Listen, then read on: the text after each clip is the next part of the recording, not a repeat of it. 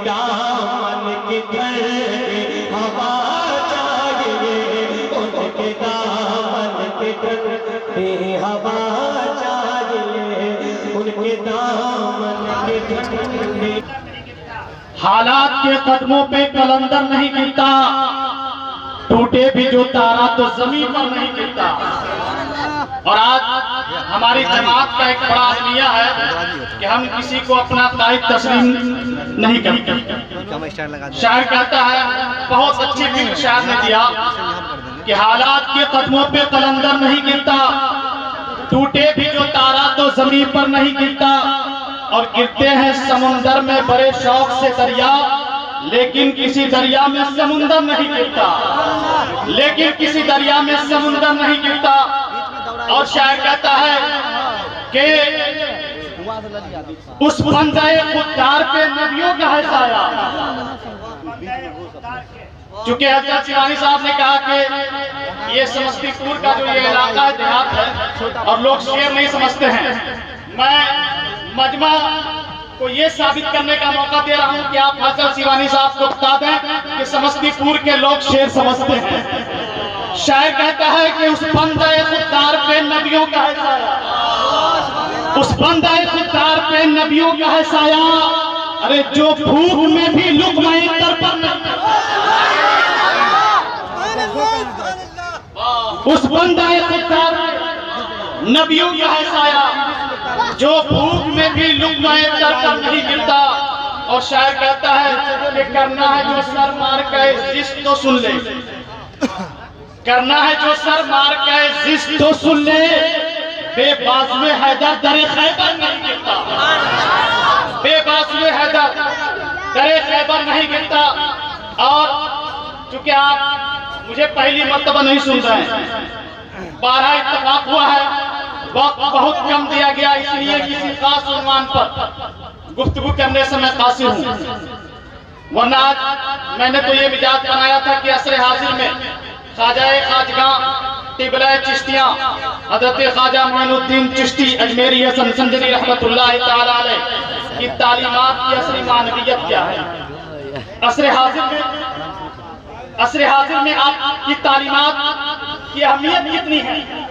मैं इस उन्वान पर गुफ्तगू करने का इरादा रखता था, मगर चंद मिनटों का ये वक्फा जो मुझे दिया गया है, उसमें मैं किन किन बातों को आपके सामने रखूं, थोड़ी सी दिक्कत हो रही है। क्योंकि मुझे आप जानते हैं कि मैं ऐसा खतीब नहीं कि अल्फाज की बमबारी करके आपके ज़हन फिक्र को झंझोड़ दूं और चंद लम्हों के बाद वो तमाम नक्श अल्फाज के आपके ज़हन से खत्म हो जाए। अल्लामा इकबाल ने असर हाजिर और उस जमाने को अपने ज़हन में रखते हुए एक कलाम लिखा था, जिस कलाम को कहते हैं हिंदी इस्लाम। हिंदी इस्लाम, उस कलाम से चंद अशआर आपके सामने मैं पेश करता हूँ, फिर अपनी गुफ्तगू की चंद बातें आपके सामने रखने की कोशिश करूंगा। डॉक्टर इकबाल फरमाते हैं, जो इस वक्त हमारी जो हालत है, उस हालत पर आपने कितना अच्छा तबसरा, कितनी अच्छी फिक्र पेश की है, हम उसे समझें और आज हम किस दौर में जी रहे हैं, किन हालात में हैं, उन हालात का हम मुआयना करें। डॉक्टर अल्लामा इकबाल फरमाते हैं कि जिंदा है फकत वहदत अफकार से मिल्लत, जिंदा है फकत वहदत अफकार से मिल्लत, वहदत हो फना जिसमें वो इल्हाम भी इल्हाद, वहदत हो फना जिसमें वो इल्हाम भी इल्हाद, और वहदत की हिफाजत नहीं बे कुव्वत बाजू। मुफ्ती वलीउल्लाह साहब तशरीफ फरमा है और उर्दू अदब पर इनकी बहुत अच्छी पकड़ है। मेरे ख्याल से इन अशार की बेहतरीन तशरीह आप कर सकते हैं। अल्लाह फरमाते हैं कि वहदत की हिफाजत नहीं बेकुव्वत बाजू, आती नहीं कुछ काम यहाँ अपने खुदादाद, आती नहीं कुछ काम यहाँ अपने खुदादाद। और आज मैं आपको बता दूं कि हिंदुस्तान में चंद खानकाहों को छोड़ दें तो आजकल खानका और पीरी मुरीदी को एक बेहतरीन जरिया माश बना लिया गया है। अल्लामा इस पर तबसरा करते हुए लिखते हैं कि मर्द खुदा तुझको वो कुव्वत नहीं हासिल, ऐ मर्द खुदा तुझको वो कुव्वत नहीं हासिल जा बैठ किसी गार में अल्लाह को कर याद। और तसव्वुफ को जो हमने समझा है, अल्लामा ने हमें क्या मिजाज दिया तसव्वुफ को समझने का। अल्लामा फरमाते हैं कि मिस्कीनियों महकूमियों नौमीद ये जावे, मिस्कीनियों महकूमियों नौमीद ये जावे, जिसका ये तसव्वुफ हो वो इस्लाम करी जा, जिसका ये तसव्वुफ हो वो इस्लाम करी जा। और मुल्ला को जो है हिंद में सजदे किए जाता, मुल्ला से ये उलमा मुराद नहीं है, मुल्ला से रिवायती मुसलमान मुराद है। ये ना समझिए कि मुल्ला, आप कहते हैं हर आदमी को मुल्ला जी मुल्ला जी, मुल्ला जी से मुराद ये उलमा नहीं है। अल्हम्दुलिल्लाह इन उलमा ने इस कसम कुर्सी के आलम में भी दीन इस्लाम की खिदमत के लिए जिस तरह की कुर्बानी पेश की है शायद कोई पेश कर सकता है। जितनी मुशक्कतें आज ये झेल रहे हैं शायद कोई झेल सकता है। मदारिस इस्लामिया चलाना हो या खानका चलाना हो, मसाजिद के निजाम को चलाना हो, इस भारत की सरजमीन पर इन तमाम इदारों को चला लेना कोई आसान काम नहीं है। अगर कोई चला रहा है तो समझिए कि इस जमाने में बहुत बड़ी कुर्बानी पेश कर रहा है, बहुत बड़ी कुर्बानी पेश कर रहा है। अल्लामा कहते हैं कि मुल्ला को जो है हिंद में सजदे की इजाजत, नादा ये समझता है कि इस्लाम है आजाद, नादा ये समझता है कि इस्लाम है आजाद। दुरूद पाक पढ़े, अल्लाहुम्मा सल्ली अला सय्यिदना व शफीना व नबियना व मौलाना मुहम्मदिन मादन जुद वल करम बारिक व सल्लिम सल्लु अलैहि सलातु व सलाम अलैका या रसूलुल्लाह सल्लल्लाहु तआला अलैहि वसल्लम। काबिले मुबारकबाद हैं जनाब हैदर साहब, जनाब असगर साहब, जनाब मोहम्मद रजा अली साहब जौहरी, जिन्होंने हम सबको हजरत सैयदना ख्वाजा मोइनुद्दीन चिश्ती अजमेरी हसन संदरी रहमतुल्लाहि ताला अलैह के फैजान व बरकत से सरशार होने का मौका प्राप्त किया। आज की उनकी अकीदत व मोहब्बत का नतीजा है कि इतना हसीन और रूह परवर मजमा हमारे सामने है। उलमा का इतना बड़ा जम्मे गफीर है और ये उनके इश्क का ही उनके इश्क की अलामत है कि आज उन्होंने इतने बड़े लंगर का एहतमाम किया जिसका तस्वूर भी आम इंसान नहीं कर सकता। और क्यों न हो, दीवानगी इश्क बड़ी चीज है सिमाफ, दीवानगी इश्क बड़ी चीज है सिमाफ। ये उनका कर्म है जिसे दीवाना बना ले, ये उनका कर्म है जिसे दीवाना बना ले।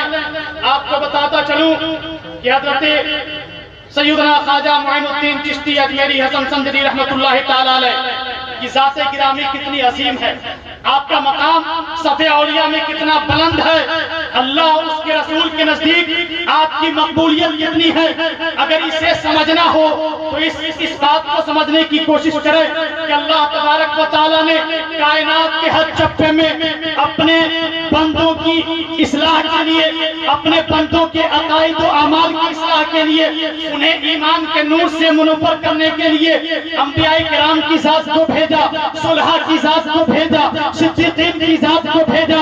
मगर जब अल्लाह तबारक व तआला ने हिंदुस्तान को चुना इस काम के लिए कि भारत की सरजमीन पर इस्लाम का आलम बुलंद हो, ईमान की ज़ियाबार किरणों से हिंदुस्तान की सरजमीन मुनव्वर हो, तो अल्लाह तबारक व तआला ने इस काम के लिए किसी और को नहीं बल्कि अजमेर के गरीब नवाज मोइनुद्दीन को चुना।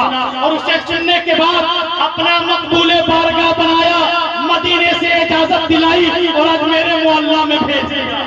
ये मेरे गरीब नवाज का मकाम है कि जब हिंदुस्तान में इस्लाम फैलाने की बारी आई, जब हिंदुस्तान में कुरान की तालीमात को आम करने की बारी आई, तो अल्लाह तबारक व तआला ने ख्वाजा खाजगा की ज़ात को चुना, आपके बाबरकत वजूद मसूद को चुना, जिसकी वजह से आज हमारे पास ईमान की दौलत है। 586 ईस्वी में जब आप भारत की सरजमीन पर अजमेर मोहल्ला को अपने वजूद मसूद से मुबारक को मसूद फरमाया, अजमेर को अजमेर नहीं बल्कि अजमेर अजमेर मोहल्ला बना दिया।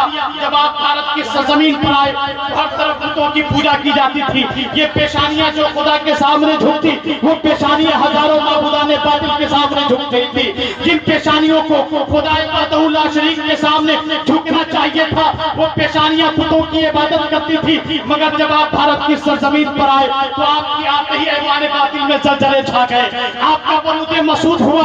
आपकी आमद से चारों तरफ इस्लाम की चमन लहला, इस्लाम के चमन लहलाने लगे। जिस मोड़ पर आप खड़े हो जाते वहाँ ईमान और इस्लाम और तौहीद और रिसालत का मीनारा रोशन तैयार हो जाता। जिस जगह से आप गुजर जाते वो इलाका मुअत्तर हो जाता। जिस पर निगाह पड़ जाती उसके दिल की दुनिया बदल जाती। यही नहीं बल्कि जिसको आपके सोहबत में रहने का मौका मिल जाता वो आरिफे खुदा और आशिक़े मुस्तफा बन जाता।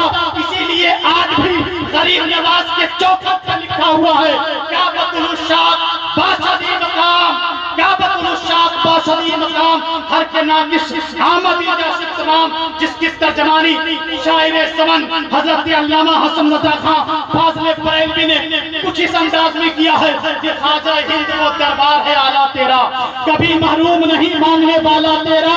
और क्या महक है कि मुअत्तर है निगाहे आलम, क्या महक है कि मुअत्तर है दिमागे आलम, तख्ता-ए गुलशन फिरदौस, तख्ता-ए गुलशन फिरदौस है रोज़ा तेरा। हाज़िर मोहतरम, मैं आपको बताता चलूं ख्वाजा नाजगा किबला चिश्तिया मरकज़ आशिक़ा हुज़ूर सैयदना ख्वाजा मोइनुद्दीन चिश्ती अजमेरी रज़ी अल्लाह ताला के ज़ात बाबरकात को संवारने में सजाने में आपके पीर व मुर्शिद का बड़ा हाथ रहा है। आपका पीर भी कितना बाकमाल, कितना अज़ीमुश्शान मर्तबे का हामिल।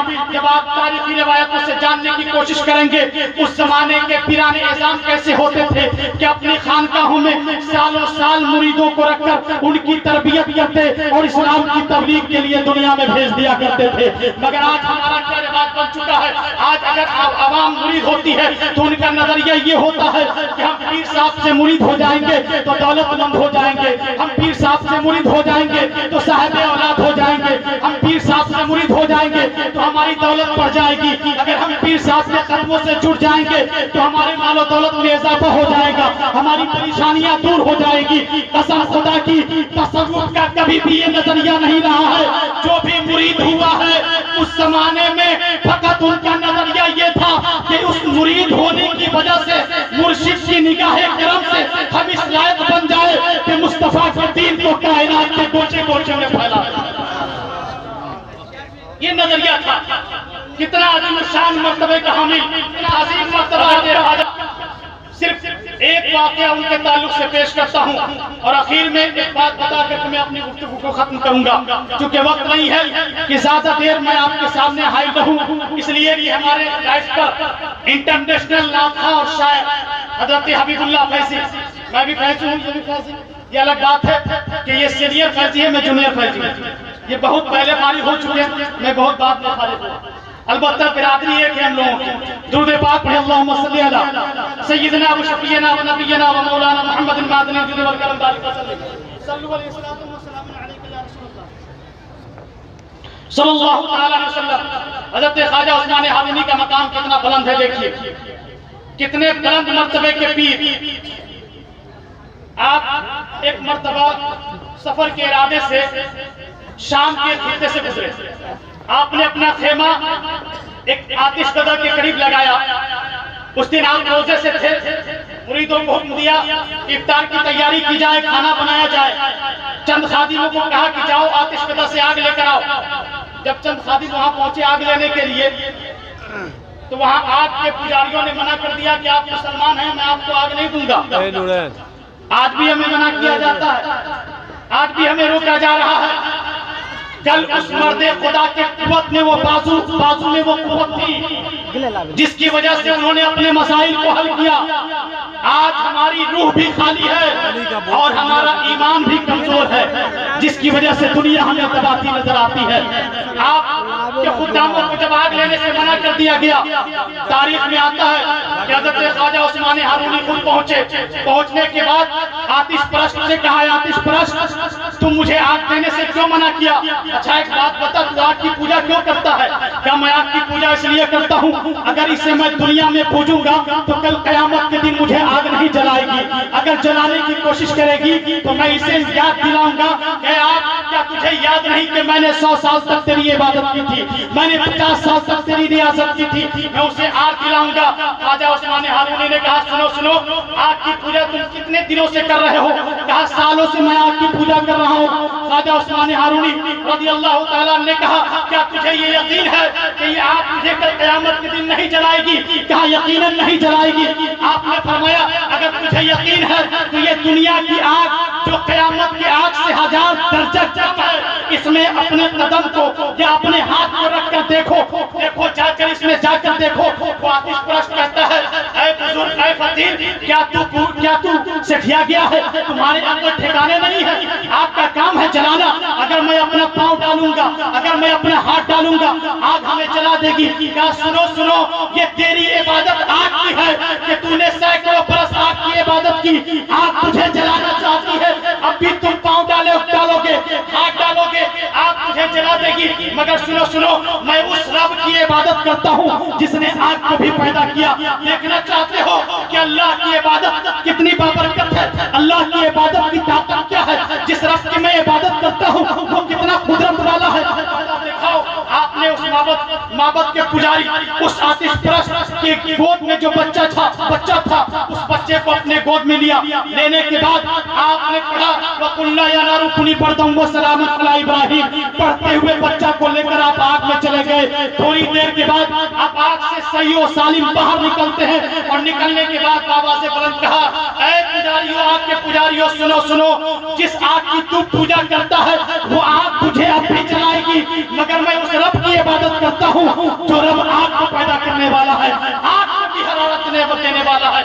ये मकाम ख्वाजा उस्मान हारूनी का है, ये मर्तबा ख्वाजा उस्मान हारूनी का है। अल्लाह के रसूल की बारगाह में ख्वाजा उस्मान हारूनी का मकाम इतना बुलंद है, इतना बुलंद है कि ख्वाजा पाक फरमाते हैं कि जब हज के दौरान मैं उनके साथ गया, रोज़े रसूल पे हाजिरी दी, तो मेरे पीर मुर्शिद ने कहा ऐ मोइनुद्दीन, अपने नबी को सलाम करो। ख्वाजा पाक फरमाते हैं कि जैसे ही मैंने सलाम किया, अस्सलामु अलैका या अय्युहन नबी, तो कब्र अनवर से आवाज आई व अलैकुमुस्सलाम या कुतुबल मशाइख। सोचिए कि कितना ऊंचा मकाम है मुस्तफा की बारगाह में कि जमीन पर रहकर सलाम कर रहे हैं तो मेरा नबी सुन भी रहे हैं और उसका सलाम भी अता फरमा रहे हैं। कितना ऊंचा मकाम। जब पीर इतना बाकमाल होगा तो मुरीद यकीनन मोइनुद्दीन चिश्ती जैसा होगा।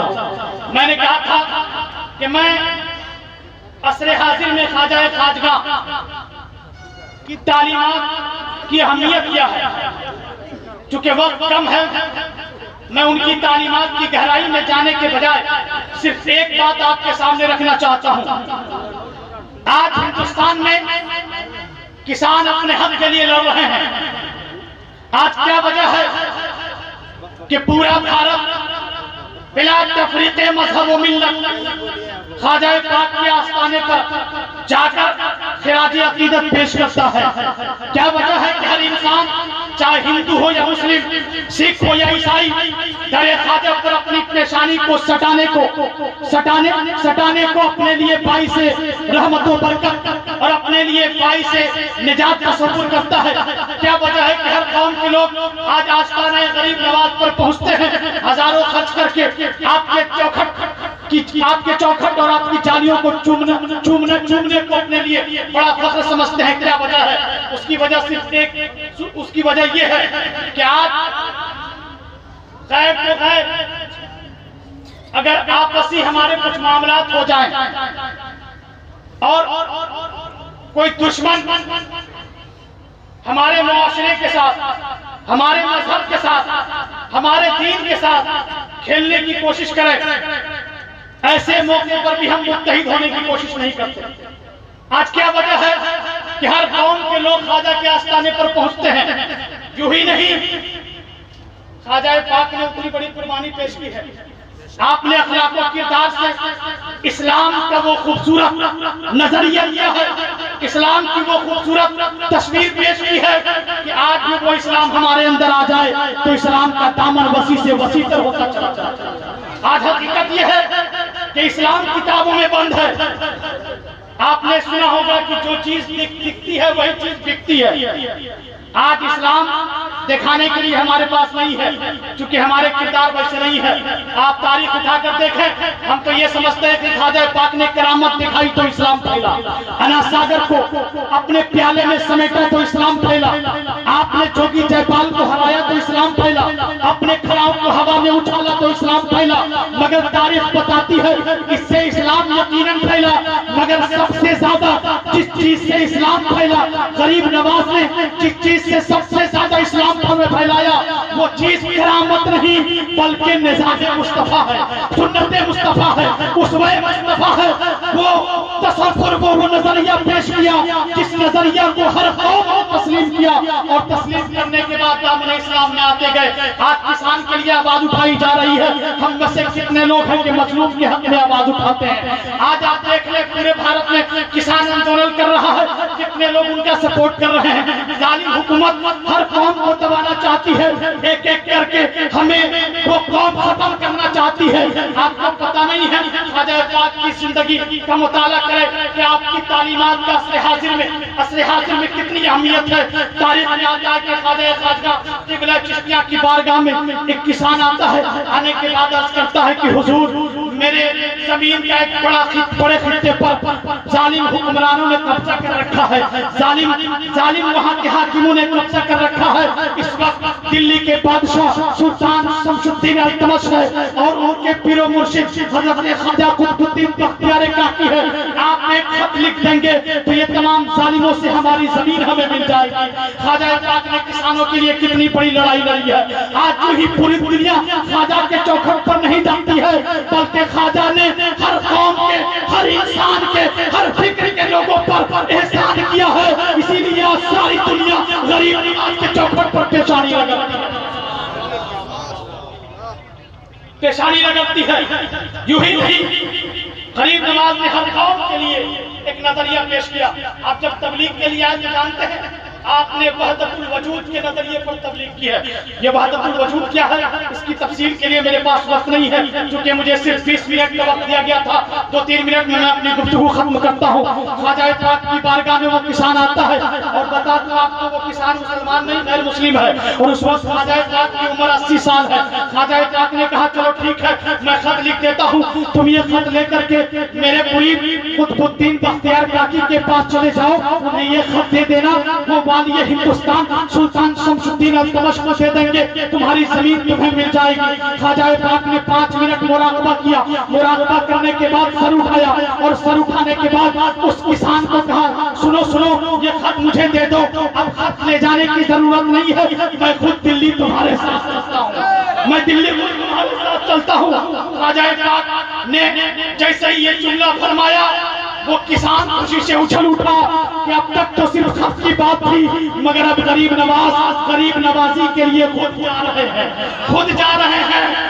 मैं आपको बताना चाहता हूँ कि ख्वाजा पाक जब भी अजमेर से दिल्ली तशरीफ ले जाते थे तो ख्वाजा कुतुबुद्दीन बख्तियार काकी को इत्तला दे देते थे कि मैं दिल्ली आ रहा हूँ, मगर इस मर्तबा इत्तला नहीं दिया। किसान को अपने साथ में लिया और लेने के बाद दिल्ली की जानिब रवाना हो गए।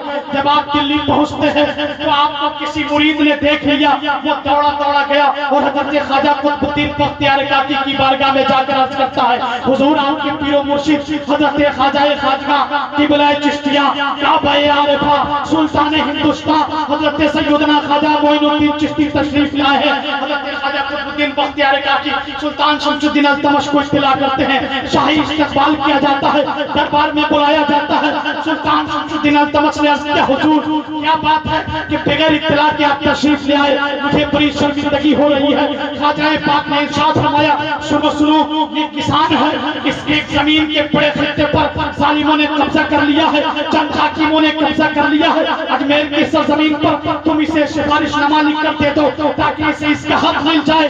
सुल्तान शमशुद्दीन अल्तमश अर्ज करते हैं हुजूर अगर आप सिर्फ खत लिख देते तो मैं सिफारिशनामा लिख कर भेज देता। तो ख्वाजा पाक ने जो जवाब दिया, आज मुसलमानों के लिए वो जवाब दर्स इबरत है। आपने इरशाद फरमाया ऐ बानी हिंदुस्तान सुनो, खत लिखने से भी काम चल जाता, मगर मैं उसी वक्त 5 मिनट के लिए मुराकिब हुआ, चंद लम्हे के लिए मुराकिब हुआ। मुराकबे में मुझ पर ये इंकशाफ हुआ कि मोइनुद्दीन सुनो, ये मजलूम है, मजलूम की दिलजोई करना ऐन इबादत है। इसलिए ऐ मोइनुद्दीन,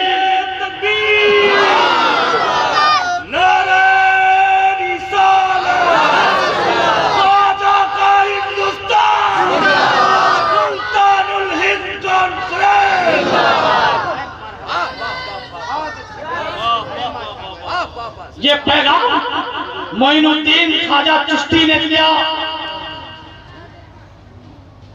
कि हर एक के हक के लिए हमें लड़ना चाहिए। और आज हमारी हालत क्या है कि खानदान की बुनियाद पर, जात की बुनियाद पर, इलाके की बुनियाद पर, नस्ल की बुनियाद पर, बिरादरी की बुनियाद पर हमने अपने आप को इतने टुकड़ों में बांट लिया है कि आज वहदत अफ्कार नहीं। और मैंने शेर पढ़ा था कि जिंदा है फकत वहदत अफ्कार से मिल्लत, वहदत हो फना जिसने वो इल्हाम। आज हमने अपनी वहदत को तोड़ दिया है। आप दरबार में हैं, वाली हिंदुस्तान ने कहा कि हुजूर आप खत लिख देते तो काम चल जाता, मगर ख्वाजा पाक फरमाते हैं मुझे हुक्म हुआ कि मजलूम की दिलजोई करना ऐन इबादत है, मैं इसे कैसे छोड़ सकता हूँ। आज अगर कोई ये समझता है कि सिर्फ तसव्वुफ और तरीकत खानकाह में बैठकर अल्लाह अल्लाह करने का नाम है तो वो गलत है, बल्कि तसव्वुफ का हकीकी मफहूम ये है कि निज़ाम मुस्तफा जिस जिस जगह और जहाँ जहाँ तक निज़ाम मुस्तफा की वो वुसअत है, तसव्वुफ की भी वुसअत नहीं है। और निज़ाम मुस्तफा का दूसरा नाम तसव्वुफ है।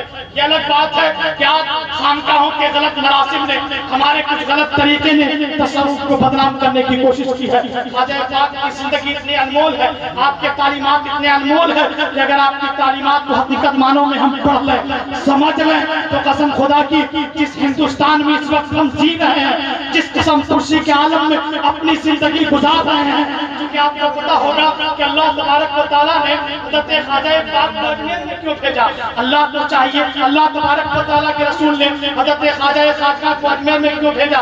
ये तो होना चाहिए कि दिल्ली राजधानी थी, दिल्ली में भेज देता, वहाँ से इस्लाम की तबलीग होती। होना तो ये चाहिए था कि किसी बड़े शहर में जो उस वक्त तरक्की याफ्ता शहर था उसमें भेज दिया जाता ताकि इस्लाम की तबलीग होती। अजमेर को क्यों चुना गया, अजमेर ही क्यों भेजा गया? तो मैं आपको बताना चाहता हूँ कि अरब में और अजमेर में, राजस्थान में और अरब में बहुत कुछ यकसानियत है। वहाँ भी रेगिस्तान, यहाँ भी रेगिस्तान, वहाँ भी ऊंट, यहाँ भी ऊंट, वहाँ खजूर, यहाँ खजूर, यहाँ भी पत्थर के पहाड़, वहाँ भी पत्थर के पहाड़, वहाँ भी दिल और पेशानी पत्थर के सामने झुक रहे थे, यहाँ भी झुक रहे थे। तो नबी पाक ने अपना मजहर बनाकर मोइनुद्दीन को हिंदुस्तान के ऐसे खित्ते में भेजा ताकि इस्लाम भारत में ऐसी जगह से फैले जो मक्का का भी मजहर हो, मदीने का भी मजहर, ऐसी जगह से। इसलिए अजमेर को चुना गया। मैं आपको बताऊं कि ख्वाजा पाक की तालीमात और आपने जो बातें हमें बताई, उन बातों पर अगर हम अमल कर लें तो इस वक्त जिस भारत में हम जी रहे हैं और जिस किस्म कुर्सी के आलम में हम हैं, बहुत आसानी से निकल सकते हैं। क्योंकि जब हुजूर तशरीफ लाए मक्का में और इस्लाम की तबलीग शुरू की तो उस वक्त आप अक़लियत में थे, आप अक़लियत में थे, और इस वक्त हम हिंदुस्तान में अक़लियत में हैं।